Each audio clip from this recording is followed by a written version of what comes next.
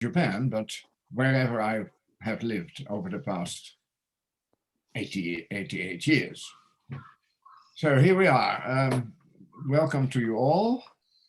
And I'd like to start by reading from my typed up presentation. As an early and still surviving European arrival in post-war Japan, I'm able to look back on most of this country's post-war history. My book, The Call of Japan, published in July by Renaissance Books in the UK, covers many aspects of Japan's post-war era. The early post-war years were so different from today, before reliable long-distance telephone, television, central air conditioning, fast trains, the internet, computers, mobile phones, and whatnot, that I find it hard to believe that I actually did live and work in Japan in that dark age. The book is not an academic treatise, rather an in-depth review of these past 70 years, mostly from my personal perspective. It is based to a large extent on a journal, which I've been keeping over the years, with additional materials gathered from other sources. Until the 1990s, my journal entries were all handwritten or typed on a typewriter, though I've largely digitized them since then. To give you a flavor, here is part of an August 1958 entry.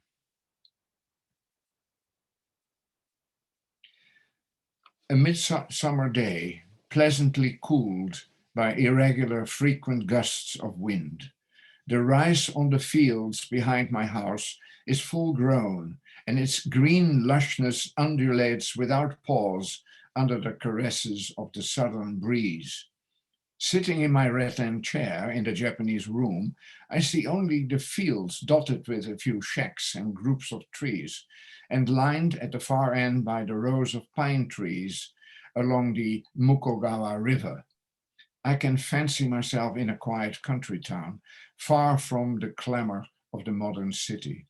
The room with its bare serenity of unpainted wood and cool straw mats, a thin pillar of smoke rising from the incense burner in front of the hanging scroll by Kawai Gyokudo, helps to complete the dream. I know if I shift my position only slightly, the rural picture before me will abruptly change into a confusing conglomerate of apartment houses, bare lots, and cheap tenements, where numerous little children bake sand pies and step about in mother's wooden clogs. My house stands on the borderline of the old and the new, of the past and the future. I can look both ways because I live in the present. That was in 1958. My main reason for this talk is to demonstrate that keeping a journal has served me well in writing that book, The Call of Japan, as it has in writing all of my published books, eight so far. Another purpose for talking to you today is to illustrate, if a reminder is needed, the vast leap Japan has made over these 70 years, from 1950, when I first arrived, until now. Because knowing the past can help us understand the present and prepare us for the future.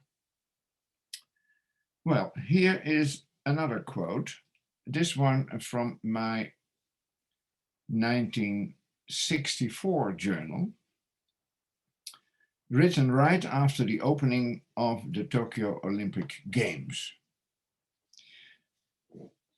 Quote, "This long heralded event, staged in a brand new stadium under a brilliant autumn sun, lived up to all its ambitious promises. As squadrons of jets from the Japan Self-Defense self-defense force flew past, and the athletes from dozens of countries marched in smartly behind their national flags, I felt in tune with the millions of Japanese whose chests swelled with pride at this historic event. I was keenly aware that what we were watching was so much more than just the opening of an Olympic Games. It was the symbolic end of Japan's post-war reconstruction period and its return to the ranks of leading, mature, respected nations. It showed the world what Japan could accomplish and what it was all about. At the party I happened to give the same week at home, one of our guests was Anton Geesink, the tall Dutch athlete who had just won Olympic gold for judo.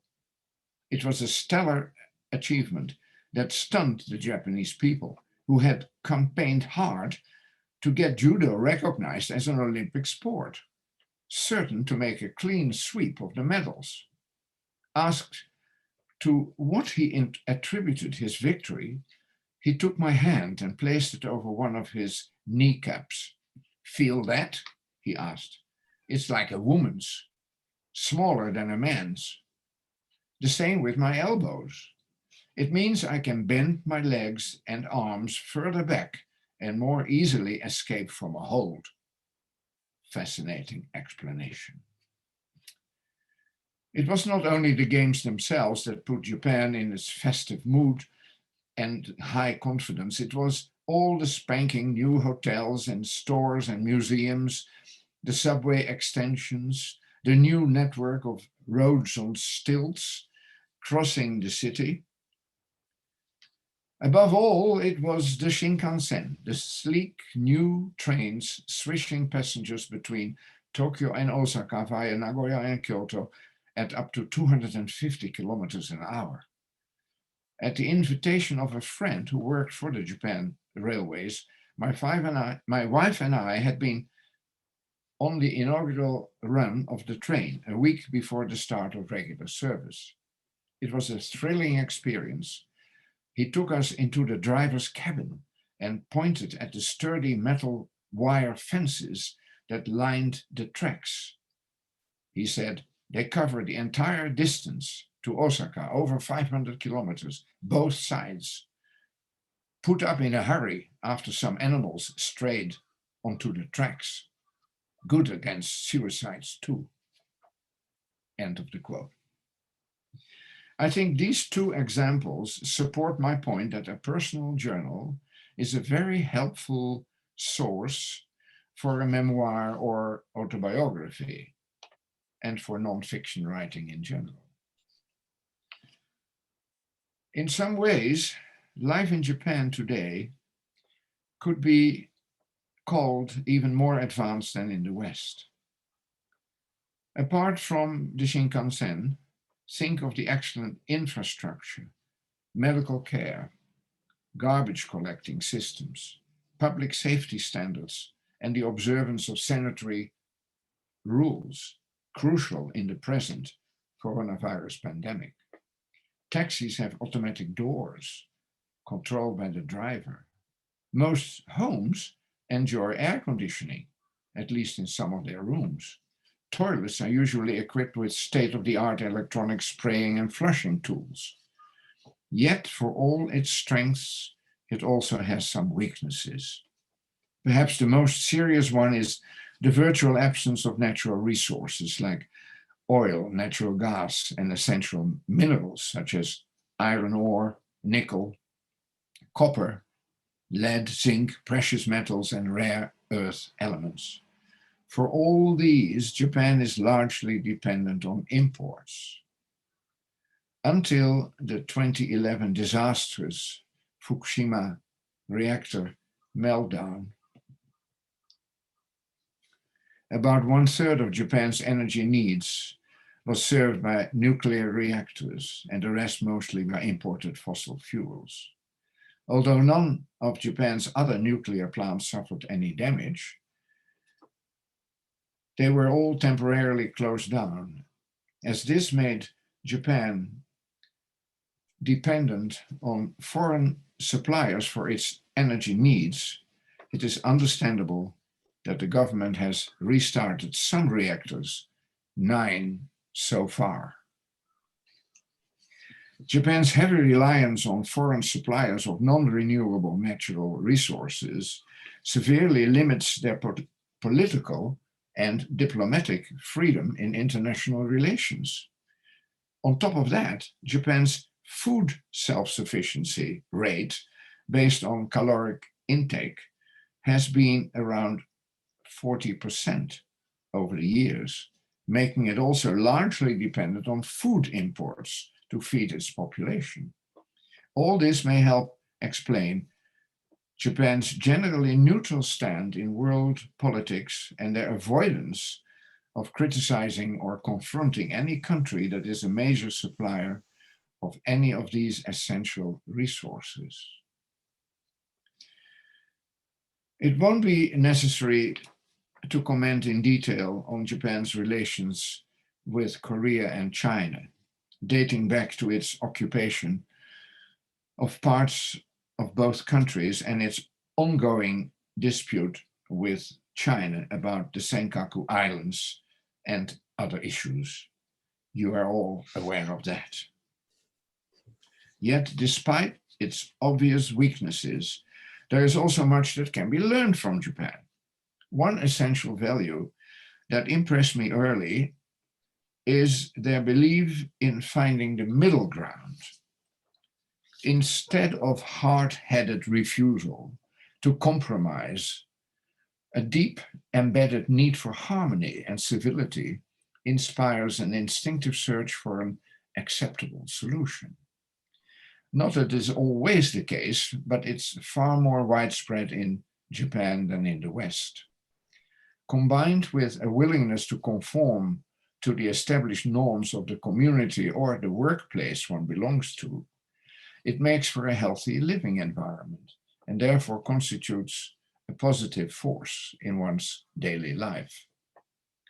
Over the years, I have developed a personal life philosophy based on the belief that we should always try to find the middle way, even when the constituent parts keep changing, which they often do. No doubt, it is at least in part influenced by what I have experienced and witnessed in Japan. I've called my approach, excuse me,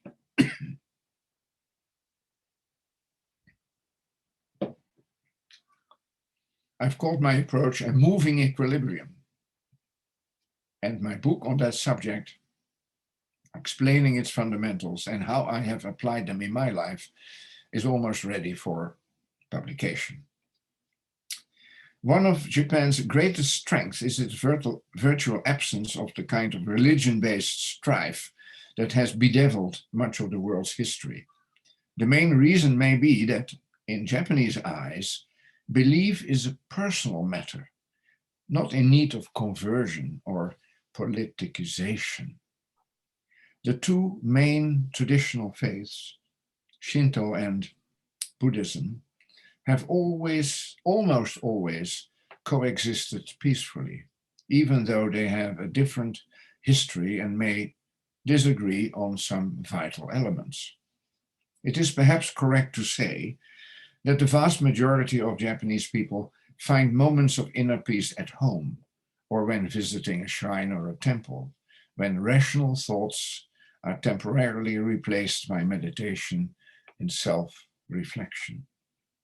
This form of spiritual life has protected them from the clashing religions and resulting wars that have marked much of the world's history and are still continuing.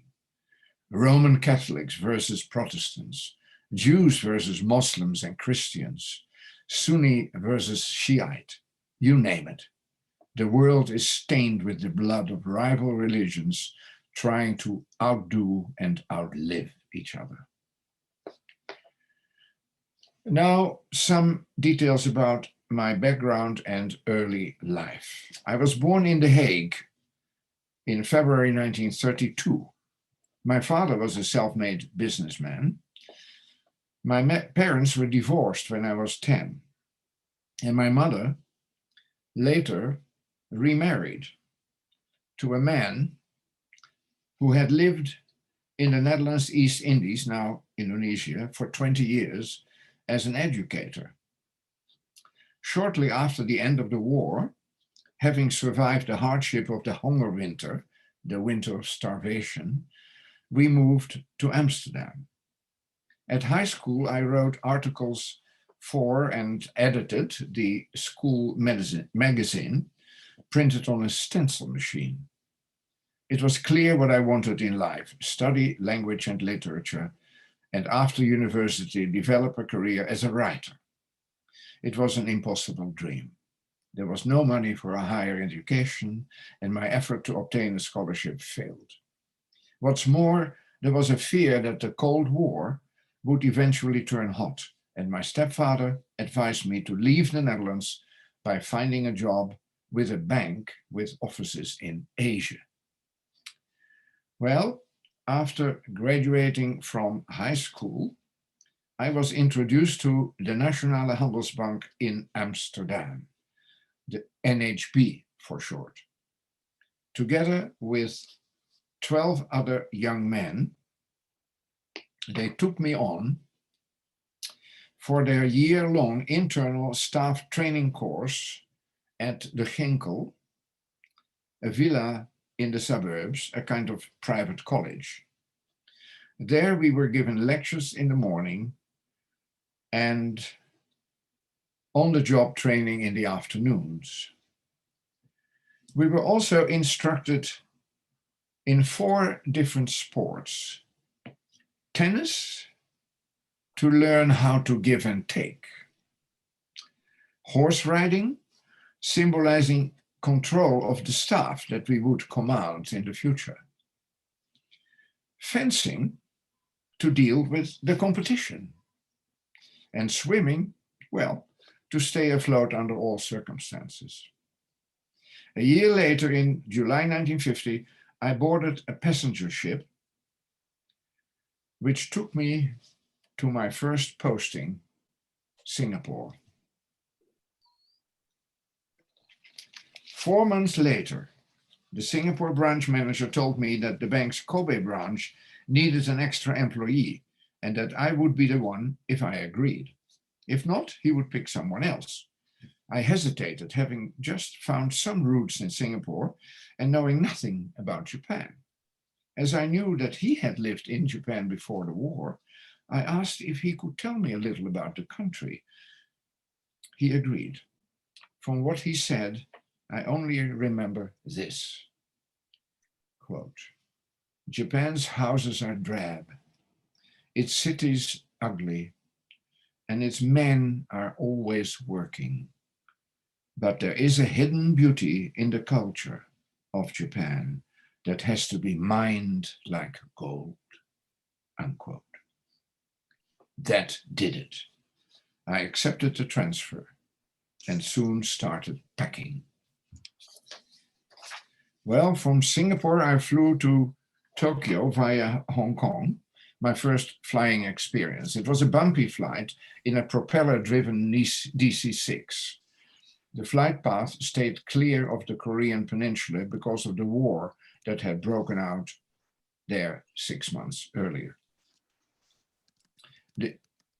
At Haneda, I was welcomed by a colleague who showed me around Tokyo for a day.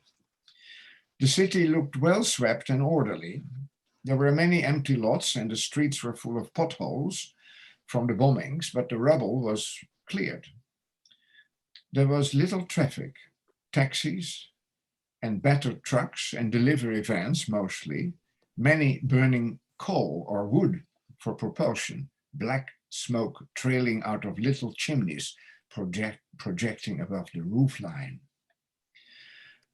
The Imperial Palace was the first exotic sight on our tour, or at least the high walls and the surrounding moat. Because of the palace, nothing could be seen. Across the moat was the Marunouchi business district. One of its buildings had become the headquarters of General Douglas MacArthur, the supreme commander for the Allied powers. I was told the Japanese people venerated MacArthur because he was not only more powerful than the emperor at the time, but seen to be so. Once the emperor had crossed the moat and paid the general a formal and highly symbolic visit. Well, after this one-day tour, I took the steam train to Osaka, second class, ticket price yen 1,240, about $4 at that time. Second class. At Osaka station, I was met by the manager of the bank's sub-branch in Osaka. Hans Alberts was his name, who told me that I was to live with him in Tarumi, a suburb west of Kobe, in part of a rather beautiful Japanese house with tatami and fusuma.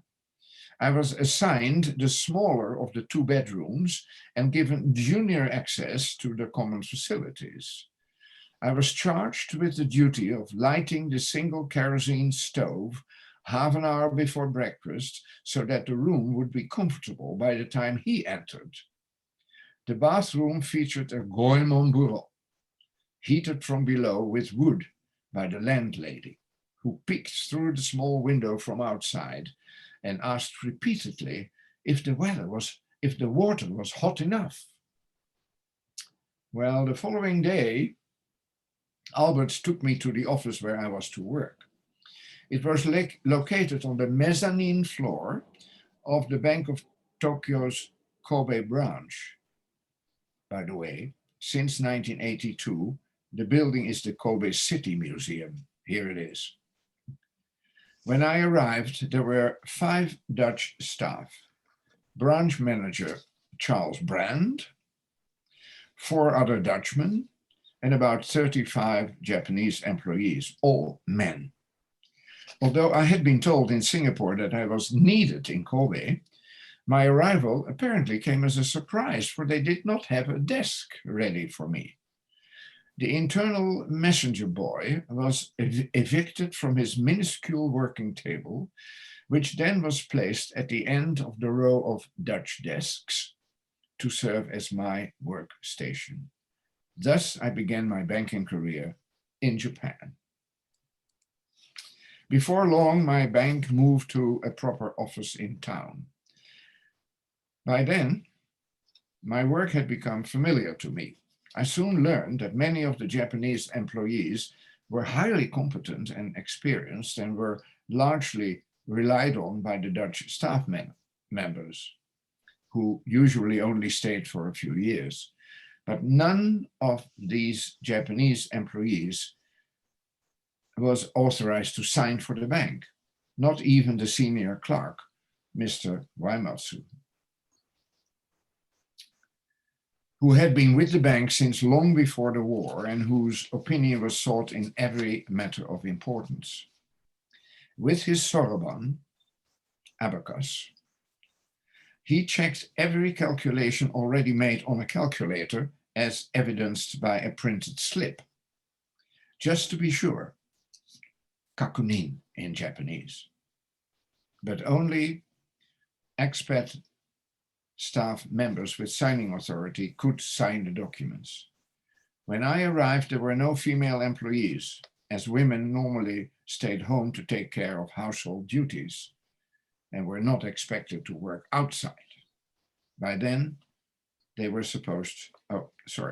a few years later, unmarried women were hired too, but their salary scales ended at age 29, because by that time they were supposed to be married.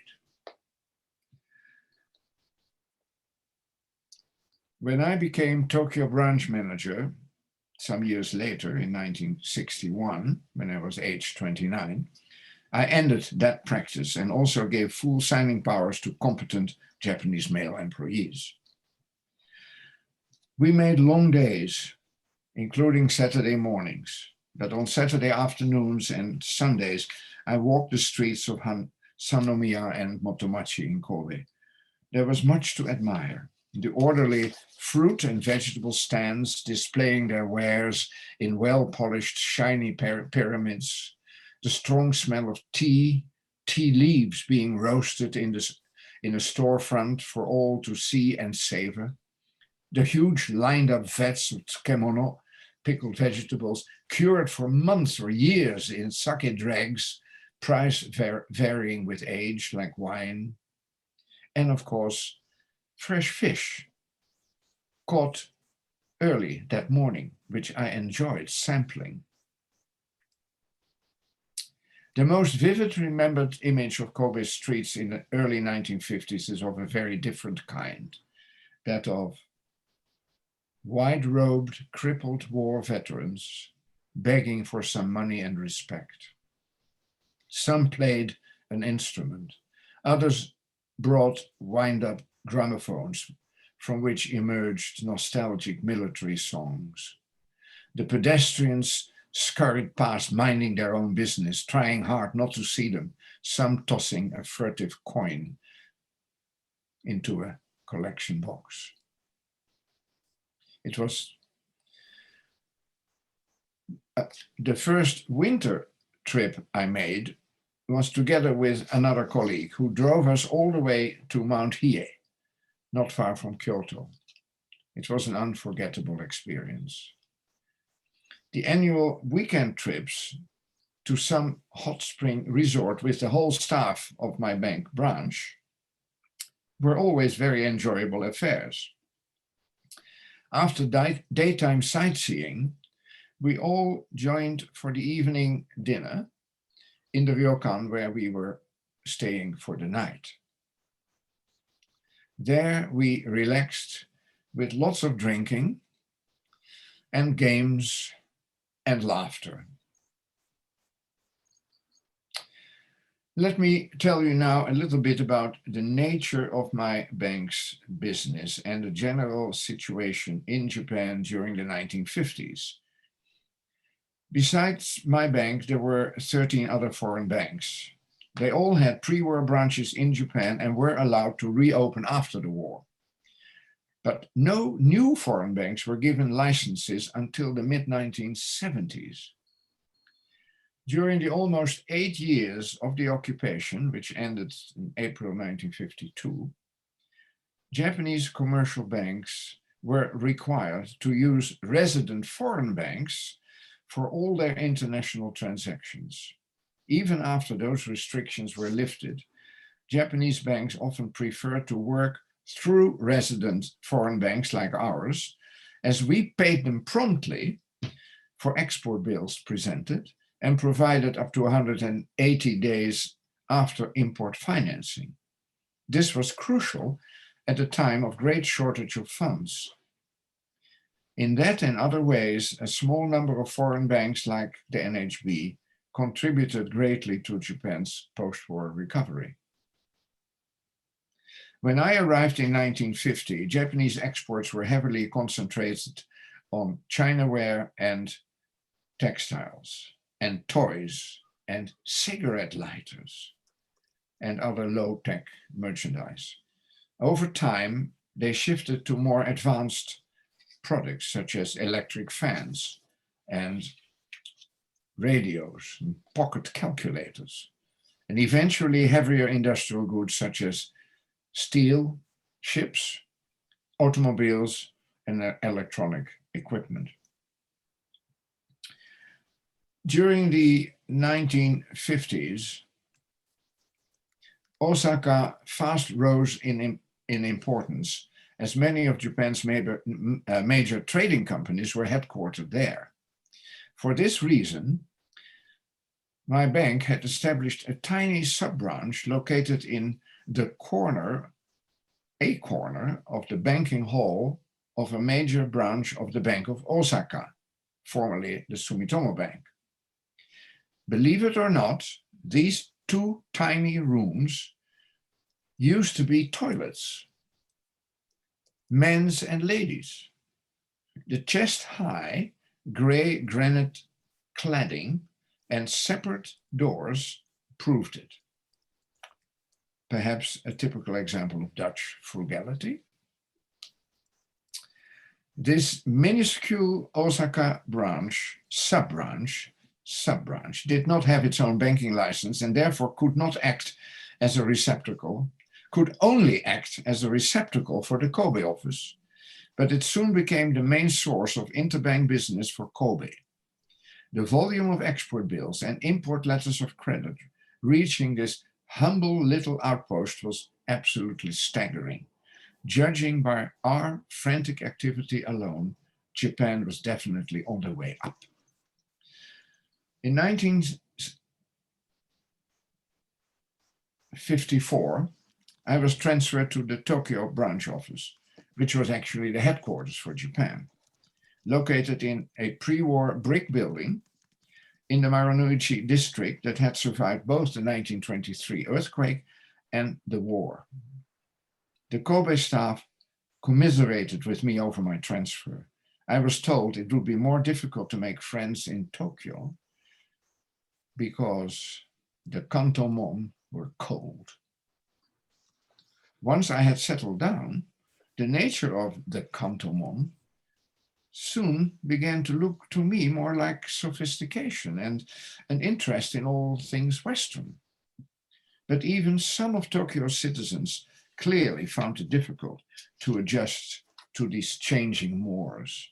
Once, a young Japanese couple walking hand in hand and exchanging quick kisses drew scandalized stares from passers-by, some actually stopping to shake their heads at this indecent, obviously American-inspired public display of affection. After 6 years, without any official days off, I was entitled to a 6-month leave. My journey by KLM took 3 days, as airplanes only flew by daylight. We made overnight stops in Bangkok and Istanbul, where we were accommodated at airport hotels for the one-night stay. The half-yearly vacation proved too long by any standard. It would also turn to be a financial struggle. The reason? Our normal salary was suspended for those 6 months and replaced by a small monthly stipend. The implication was that your family had to put you up and feed you. Fortunately, my parents were able to do both, and I spent most of my leave at home with my parents and sister, who had grown from a child of 13 to a young woman of 19. After a few weeks, my cabin trunk arrived by ship.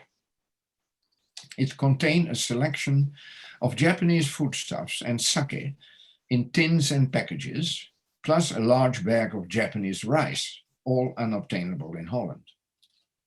I also brought along some lacquer bowls and sake cups and chopsticks, a complete mini kitchen, as a surprise to my family.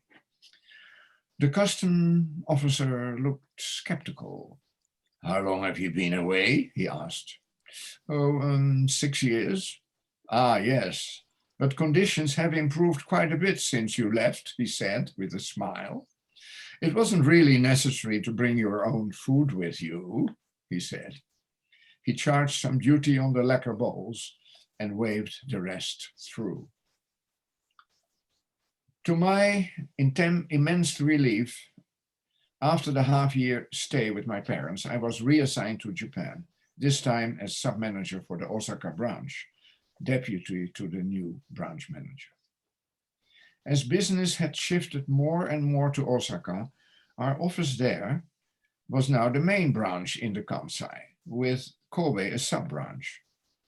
The tiny Osaka office had moved out of those former toilets to a proper building nearby with full banking facilities. Most of the Kobe staff was moved there. Weekends I spent more and more in Kyoto, walking the streets with Ken Shimaoka, a poet with serious interest in Zen. I had met him at an art gallery, and I followed him around like an acolyte his master. And the master looked the part, a great basket-like Zen hat on his head. Up and down the hills he took me, visiting artists and monks and hermits. We shared meals in noodle shops and sushi joints and drank to each other's health in disreputable nomiya. He even included me in a party at the elegant home of Ichida Yae, a lady in Kyoto called by some the second Onono Komachi, because of her beauty and her Heian style kimono. One night in 1957, Shimaoka took me to Osaka, to a small bar called L'Amour, as he wanted me to meet Man-san, the bar's owner, a former geisha once known as Tamakiku. It was a simple place with bare concrete floor and 3 hostesses. They slid off their stools to welcome us. One of them was very attractive, shy and pensive. Beside the bar stood a woman in her early 50s wearing a sober kimono, Man-san. We talked. She lacked the manner of the typical bar madame and seemed more interested in me as a person than how much I would spend. After a while, Man-san asked the pretty girl to show us her hands. She opened them slowly. What we saw were 2 blackened palms.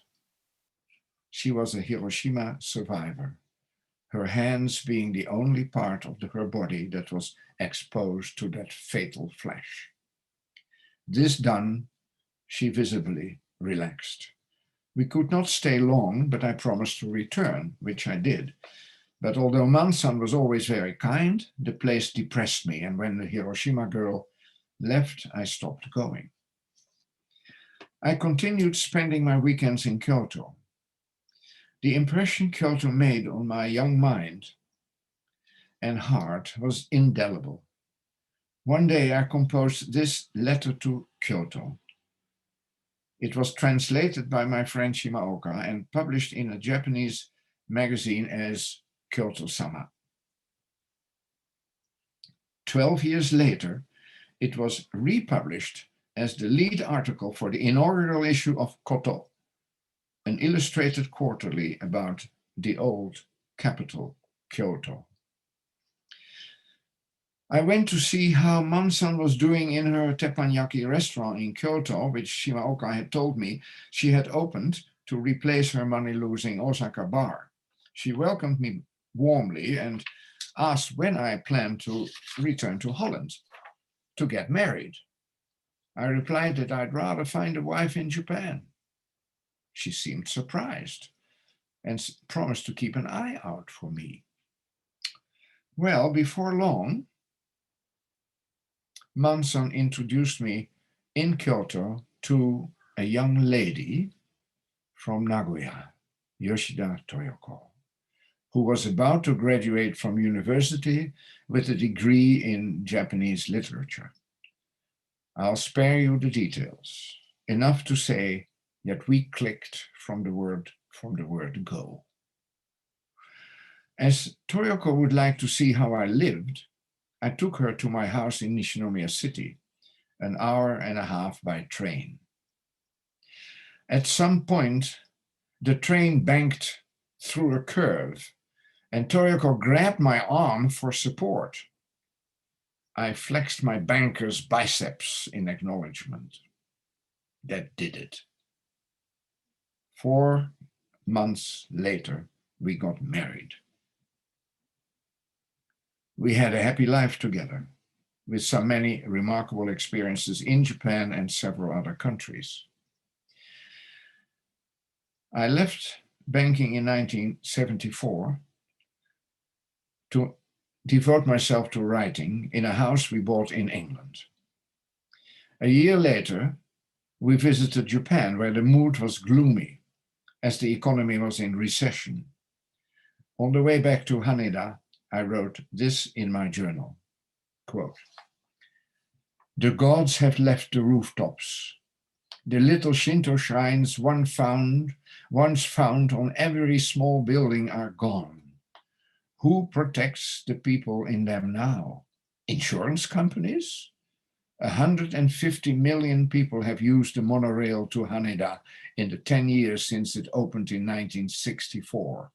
It is fast, but the view of it is of shanty apartments, billboards, and derelict sites. The roads below are permanently constipated, for which no laxative is available.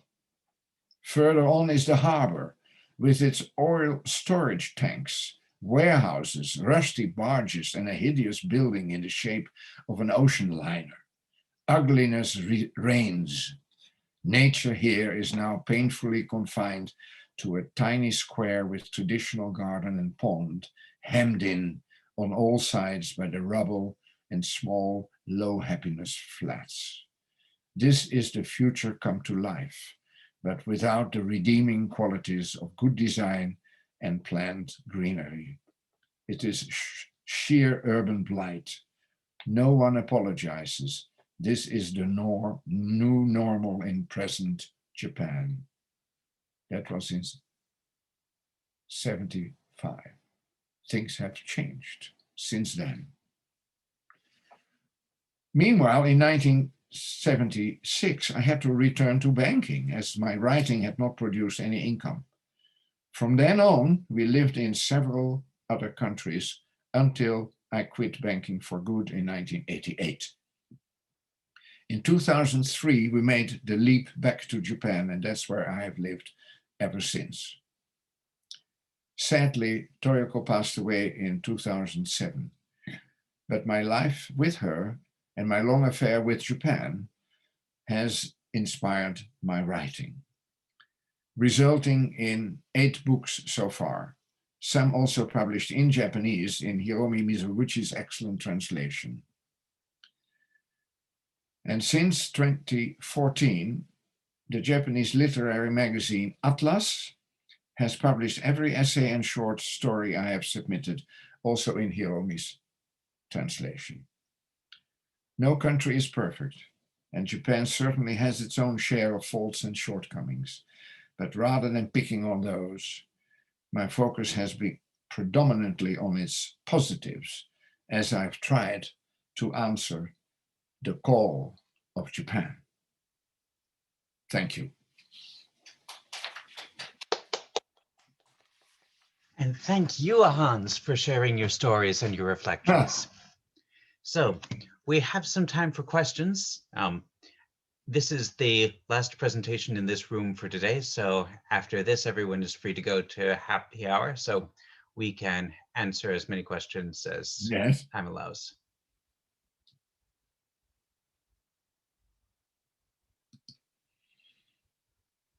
No questions. Hans, it's Ari here. Thank you so much for your presentation. It's an amazing story that you tell. I'm interested in your expectations for what lies ahead for Japan. You've looked back 70 years in the rear vision mirror. What do you anticipate for the decades ahead? Oh, that is a question I had hoped would not be asked. For who knows the future?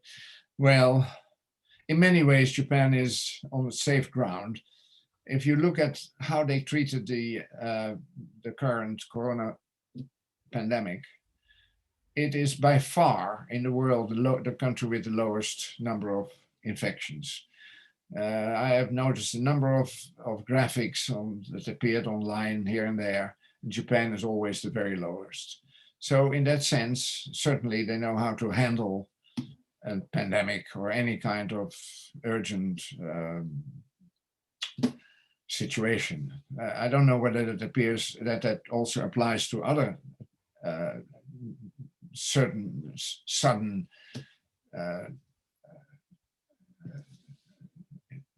let's say dangerous situations, even if neighboring countries would become more less peaceful towards Japan, I don't know, more aggressive, that would be a real testing ground, particularly since they haven't participated in any war ever since the end of the war, which was 1945. So that's 75 years ago. But partly because it is an island and because they have their own way of dealing with life, I think the future is not a worry, a source of worries. I think it will survive and remain fairly comfortable. But of course, it has its problems, like very low, shrinking population. That is a real problem. So they will have to open up their borders more to laborers from other countries. Otherwise, they will have terrible shortage. Automation may help, as it already does, but that may not be enough of an answer. I don't know. That's about it. Okay,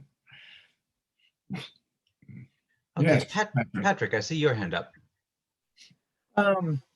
So in keeping your journal, did you like mention events, political events, social events? I know a lot of people, when they keep a journal, it's more personal. It's like, oh, a wonderful day, I won the lottery, town lottery or something. But did you like purposely also include social and political events? And then later on, where did you look back and say these are interesting things, these would be worth putting in a book? Or did it just, did you have that goal from the start? Well, the book that I'm sort of promoting today is based on old journals. I'm not now keeping a journal actively. However, I do have a blog or a website which is renewed every 2 months. It is bilingual. Hiromi is dealing with the Japanese side of it. And there we do focus on some recent developments that you might say sound a bit like a blog, like a journal. But I'm not physically keeping a day-to-day record of everything I'm doing or seeing or thinking. That's a thing of the past. Those past journals, did you include both? Or sorry? In your past journals, did you include both personal stuff and? Yeah, both. Yes, both regional, Japanese, sometimes personal, and not very personal, of course, but I mean, things like giving a lecture like today.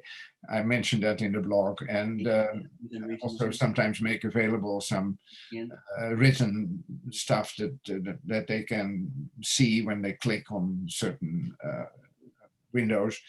But some of it is, yes, it's more global. It's global, and also bilateral in the sense of Japan and Holland, because that's my native country. Although I've lived actually longer in America and Britain than I've ever lived in Holland. In Japan, longest of all, was I would say 2/3 of my adult life I've lived in Japan, and 1/3 in 5 other countries. So there's always something to report. Okay. Thank you. Mark has his hand up. Yeah, okay. I'm David. Mark's over here. Yes. Oh, okay, David. Hi. 2 of us here. Hans, from your journals, what parts caused you the most struggle when you were deciding to put into the published book or not? What part?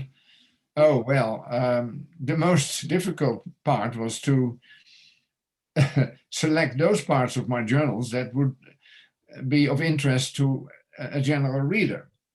And that is maybe about 1/3 or 1/4 of all the things I wrote in my journals, because I wrote in my journals also a lot of very personal things, private things, which I did not include in my book, obviously. So to sort that out, that was quite a job. But it is not only that. You see, the fact that I kept a journal for many years and have them digitalized helped me in writing this book. And there are not many direct quotations from my journal in this book. There are some, and I've read a few today. There are more, but not many. But what it did for me, certainly, and I didn't mention that in my talk, but this book includes the full text of an earlier book that I published, which had the title The Magatama Doodle. And that was the personal experiences of a Dutchman in Japan from 1950 to 1974. That has such it was such a warm reception, excellent reviews and good sales, that when it went out of print some years ago, secondhand copies were available on YouTube and on what is it, Amazon, and on this other website for prices up to $1,300, $1,300 for one copy. And then when that happened, I thought, it's time to either reissue it or maybe expand on it and have it republished, which is what we did with The Call of Japan. So this includes all of the original memoir, plus 2 more new sections covering the period that I was not living in Japan. That was about 15 years or so in between. And then again from 2003 until now, when I'm back in Japan. So all that is covered in this new book. But what is the name of the original memoir again? The name is The Magatama Doodle. Okay, right. And it was published by Global Oriental, which is the earlier name of the same publisher as The Call of Japan. The Call of Japan is published by Renaissance Books, but their old name was Global Oriental. Okay.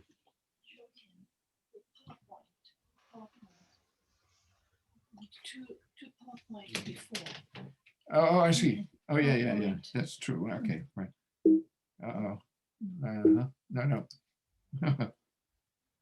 Yeah, this one. Here it is, The Magatama Doodle.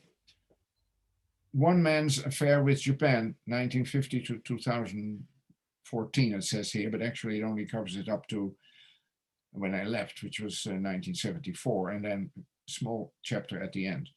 But that was the original, Magatama Doodle. And now it's The Call of Japan. All right.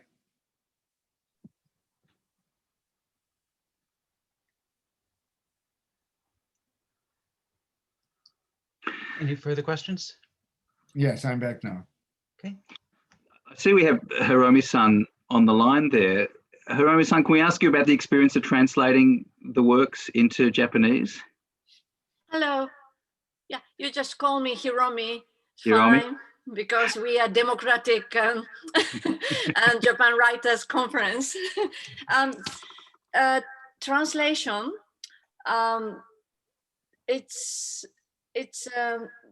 Have you ever tried translation work yourself? I don't have the language skills, sadly. It requires enormous patience, and it's really kind of running a marathon,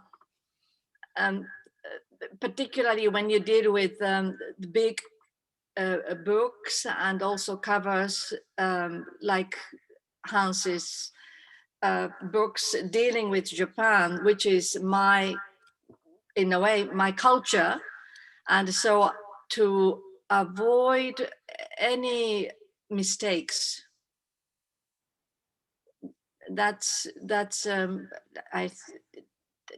most kind of paramount point, not to make any mistakes. When I translate Hans's writings, writing about Japanese culture and Japanese customs and histories. And then I've also tried to find the right voice, his voice, not my own voice. So that's very basics perhaps, but that is always trying not to forget when I deal with and handle Hans's writings, not only books, but essays, all his writings.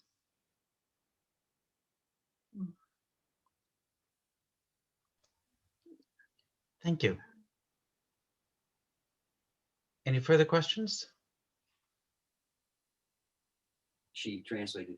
Those periodicals that I just seen on the screen there, did you compile those together into one book ever, Hiromi?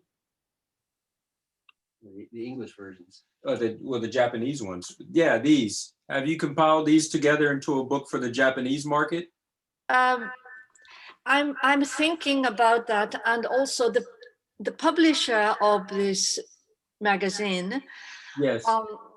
Very interested in, because you know all those essays has a thread, Japan thread.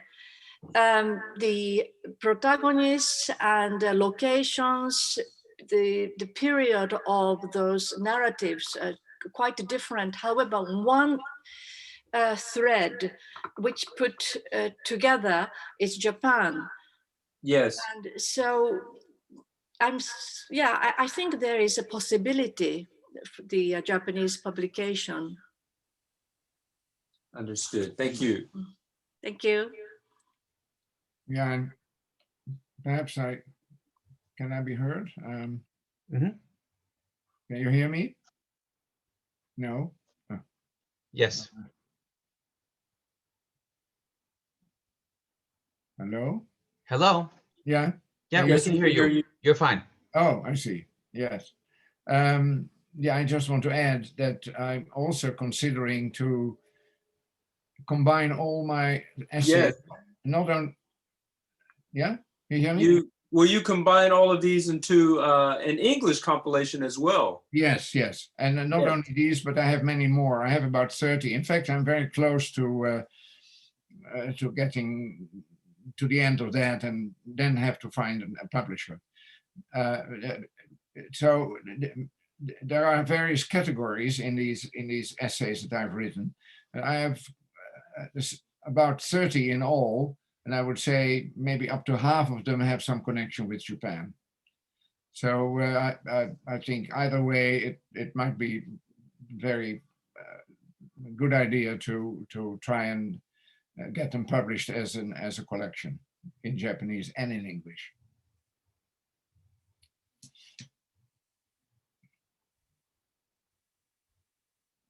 Please, Say it again. please hurry that up. Hounds, we look forward to that collection. No, thank you. All right. Thank you very much. Any further questions? Going once? Going twice?